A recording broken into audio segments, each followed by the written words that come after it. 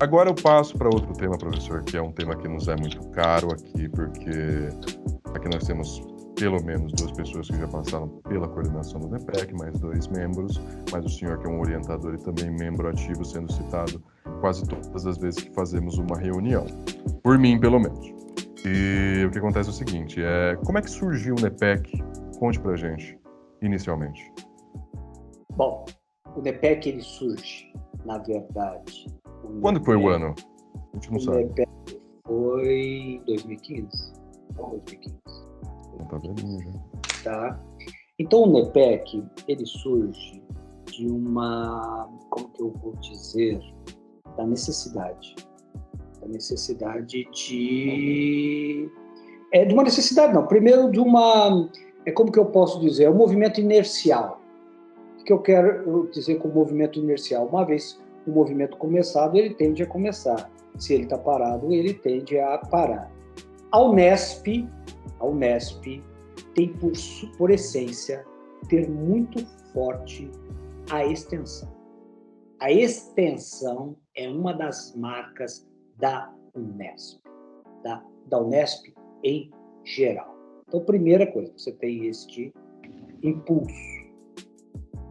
Este impulso, ele começou a partir de um diálogo com o coordenador da pós-graduação, na época, que era o professor Paulo Borges. E eu conversando com o professor Paulo Borges, eu chamo ele de Paulo, que é amigo, né? Então, às vezes, a gente, conversando com o professor Paulo já tinha o NET-PDH, falou, Duarte, a gente precisava de uma área. São conversas tão amigáveis quanto o Moro com o Dallagnol ou não? Bom, primeiro, nós não trabalhamos juntos, né? Então, nós somos professores e somos amigos, mas dada a nossa amizade, provavelmente nós nunca poderíamos trabalhar juntos. Não teria como. Entendeu? Imagino. Porque isso comprometeria o repare, não poderíamos trabalhar juntos enquanto juiz e promotor. Porque a nossa amizade talvez dificultasse esse contato, entendeu? Porque inclusive, pelos termos da legislação, não pode haver essa proximidade. Mas como docentes e amigos, isso nos permite. E o professor Paulo falou, Duarte, seria o espaço, e aí, nessa ideia surgiu um projeto. Um projeto de extensão para levar o ensino do direito constitucional para alunos do ensino médio.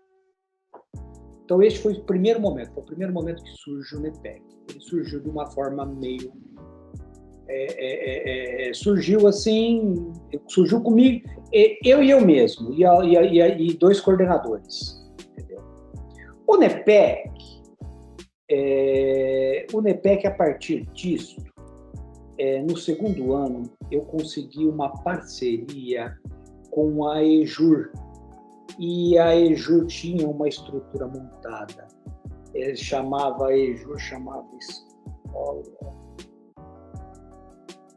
Eu não me lembro o nome. Se a gente entrar no histórico do NEPEC, a gente encontra. Mas foi uma parceria de 2 anos com a EJUR, e que eu sou muito grato à EJUR, eu devo muito à EJUR, porque a EJUR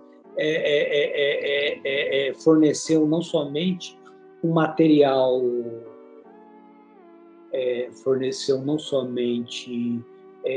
deu uma estrutura, como deu também material humano, deu ideias, então construiu. Só que chegou um determinado momento que o NEPEC, que esse projeto de extensão, a EJUR falou, olha, nós não queremos mais a parceria, senão vai comprometer o nosso trabalho. Ou seja, vai prejudicar a atividade da EJUR. Então, vocês toquem o vosso trabalho, ou nós faremos de uma outra forma. Compreendi perfeitamente, agradecido e montei. Como todo grupo de extensão, isso precisa ficar muito claro, por extensão, ele deve começar do diálogo de baixo para cima, nunca de cima para baixo. Tá? Então, ele deve começar sempre primeiro, do público-alvo, é o público-alvo que pauta um projeto de extensão. E a partir do momento em que ele pauta o projeto de extensão, os extensionistas também, sobretudo os alunos de graduação, é que tem que construir isso. Eu brinco até com um ex-coordenador do NEPEC, eu brinco que é o Murilo Maragoni. O Murilo Maragoni, eu brinco com ele citando, eu gosto também de rock and roll, citando o Raul Seixas, em que o Raul Seixas fala que o diabo é o pai do rock e que o diabo dá o toque.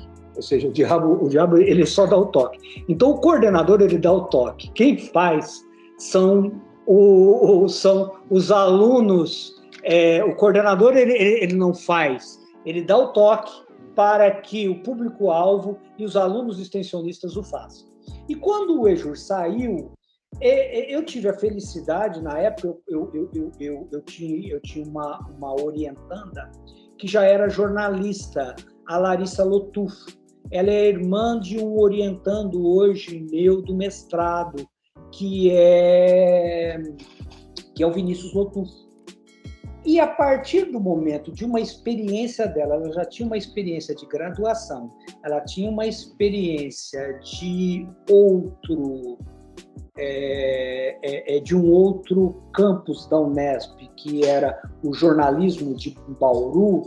Ela montou algo que foi muito importante, que foi publicidade, difusão, estrutura de designer, entendeu? A própria sigla NEPEC nasce de uma assembleia de extensionistas. Os extensionistas se reúnem, estavam presentes, hoje uma orientanda minha de TCC, estava presente a Luísa De Luca, estava presente o Vinícius Borges, que eu me lembro de cabeça, presente a Juliana, que foi minha estagiária, estava presente a minha atual orientanda de TCC, a Débora Graziosi, e foi desse grupo que nasce o NEPEC.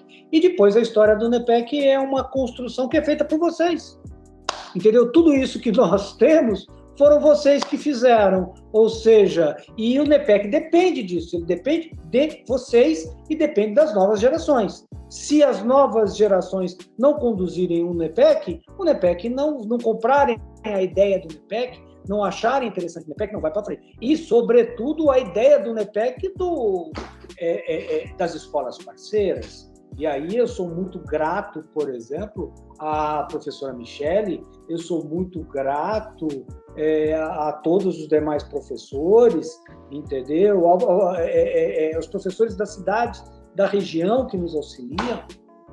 Então, o NEPEC, essa história é uma história que é contada por vocês. Eu sou o espectador que olha por cima e que dá o toque, como dizem, na verdade.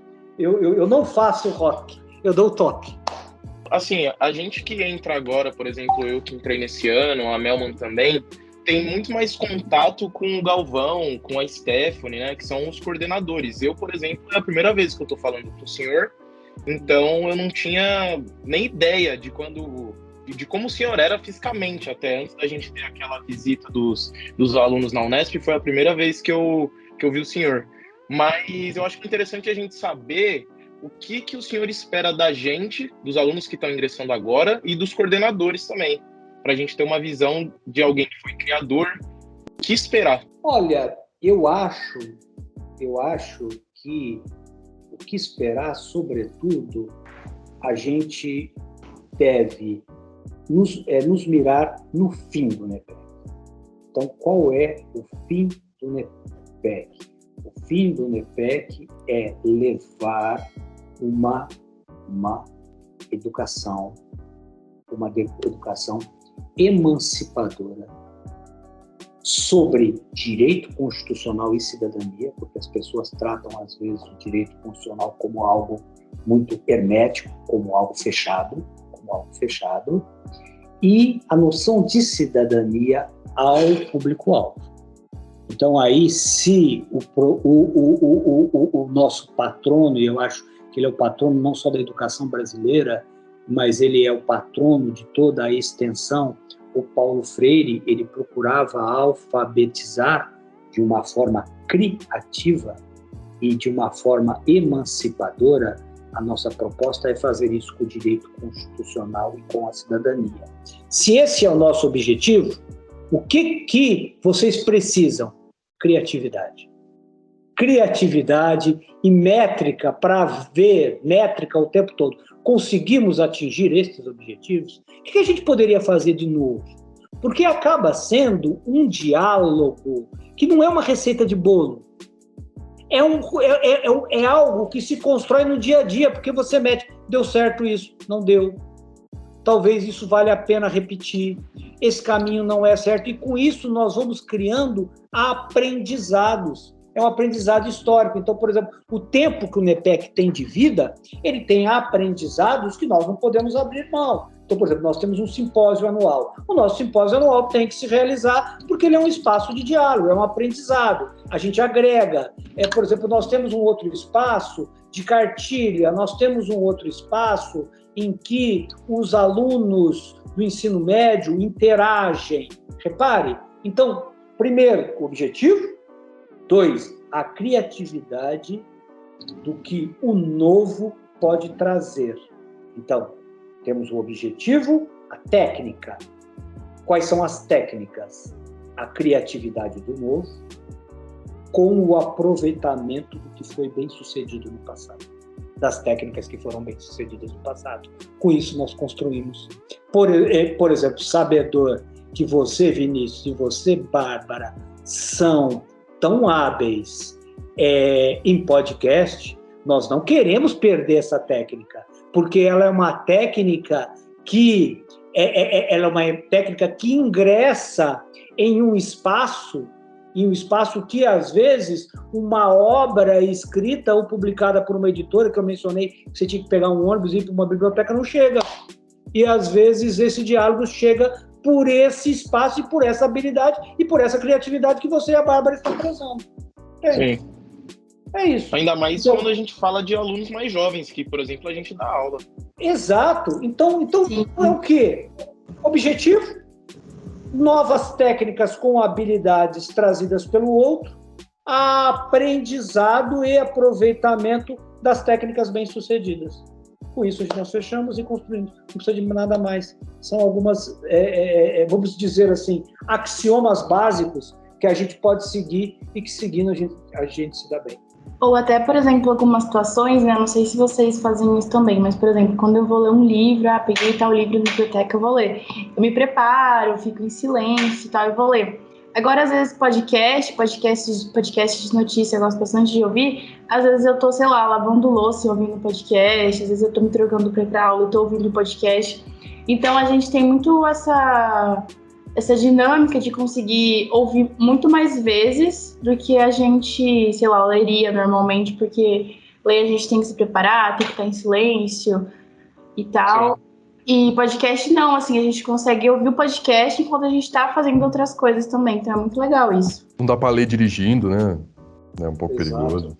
Fora que a linguagem, ela chega em muito mais pessoas, né? Por exemplo, os nossos alunos, que é o objetivo final da extensão, alunos das escolas, eles vão conseguir entender um podcast de uma forma que talvez eles não entendessem uma leitura sobre aquele tema. Acho que é o mais importante. Mas, então, novamente, mudando de assunto,